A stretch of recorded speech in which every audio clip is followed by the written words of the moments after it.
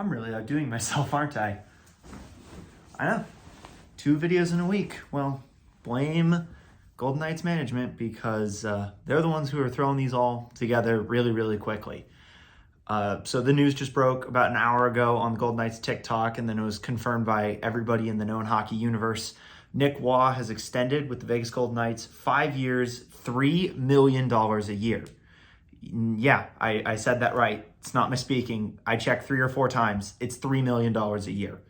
I remember at the end of the season, whenever we started breaking down what this offseason might have looked like, I had this really big fear that Roy was going to be offer sheeted because I didn't think we could give him the money that he thought he was worth.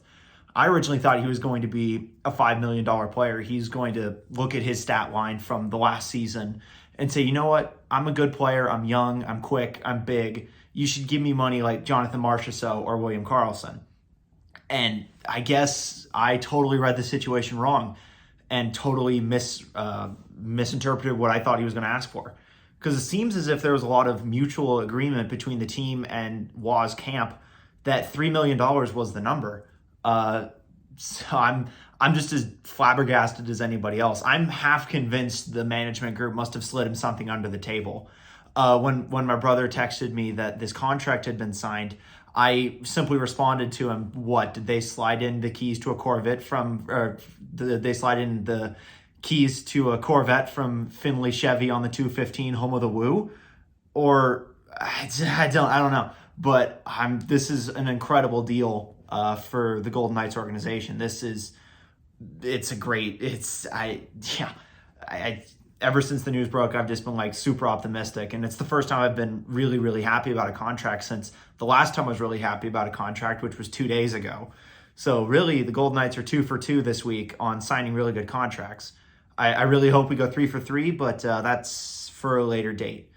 Just to break down Nick Roy's last season, 78 games played, 15 goals, 24 assists, 39 points. All of those are career highs. And it definitely showed. He definitely took a step this season.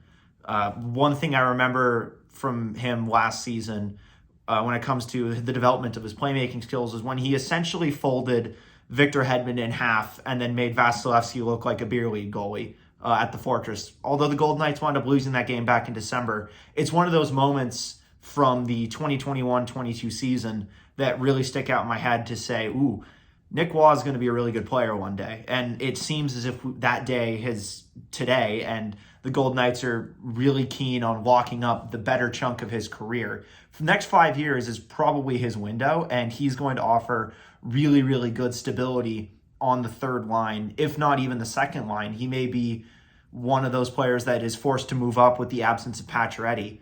The only thing that may prevent him from moving up the lineup is the fact that he has incredible chemistry with his third line partners.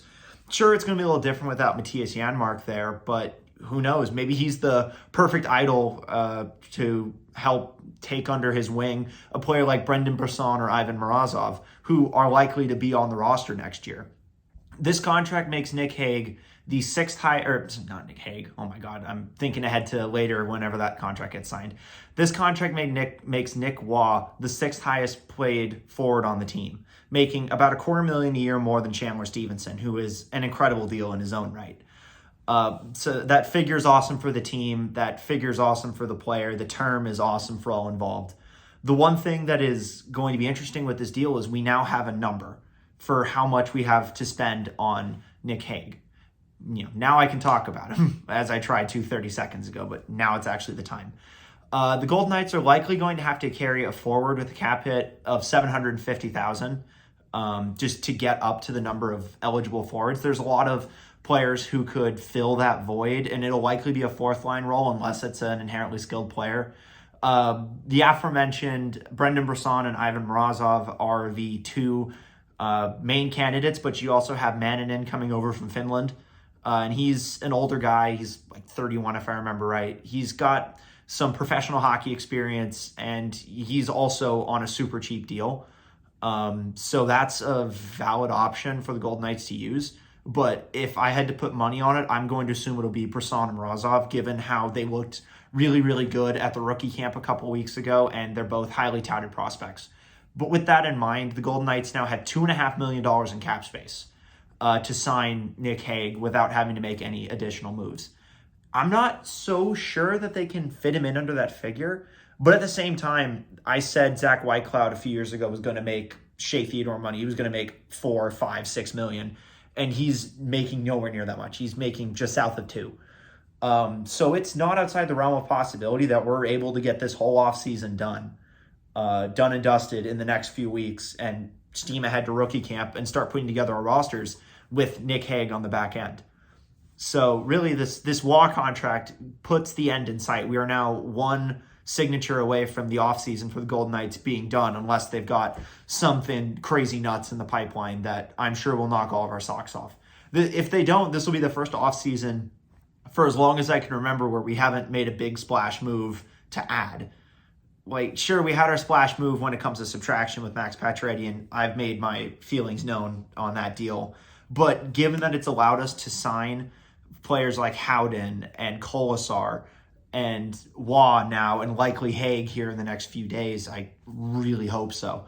It's going to wind up being worth it in the end, because although Waugh had a career season this year, I'd be willing to bet that he's going to have an even better season next year, because he too he really was also a victim of the injuries that plagued us last season. While he didn't go down for an extended period of time, obviously getting in 78 of the 82 games, a lot of his line mates were down for the count, whether it would be Howden or having to play with Lecision for a little bit, or whether it was Janmark in and out of the lineup with his bouts with COVID, or whether it was having to play up on the second line when Stone and Pacioretty were all hurt and the entire second line was the first line.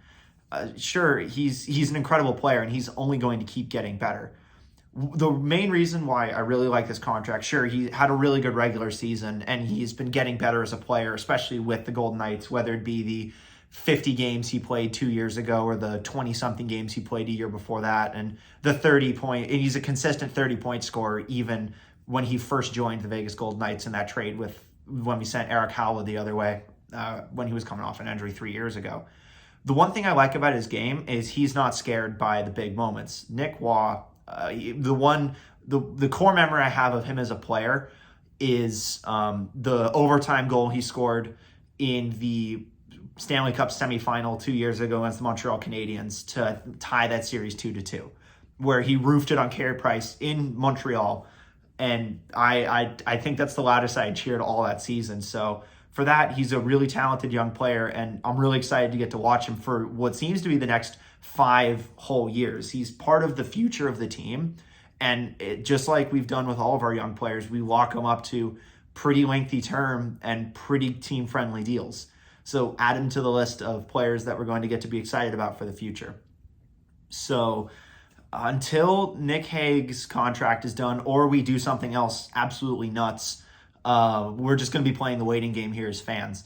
Obviously, I've got predictions about next season, but I don't want to voice them until I know what the roster is going to look like. So as soon as the Hague deal is done, you can expect a breakdown of that deal and how I'll just be brimming with optimism at that point. And then there'll be another video a few days after that, if not right after that, outlining how I think the 2022-23 season is going to go for the Vegas Golden Knights and where I think it's going to end, as well as where I think, who I think is going to be standout players, what predictions I have, who's, going to win if any of our players are going to win the Selke, the Norris, the Vezina, whatever, what the storylines could be. It'll be just a real time. And I'm really excited for you guys to get to hear the crazy thoughts that I have in my brain when it comes to this glorious sport we call hockey and this great team of Vegas. So, yeah. If you like this video, be sure to like, subscribe if you want to see more of it. Comment down below if there's anything you guys want me to do better, or if you're getting sick and tired of my terrible titles. And until the next time, thanks for watching.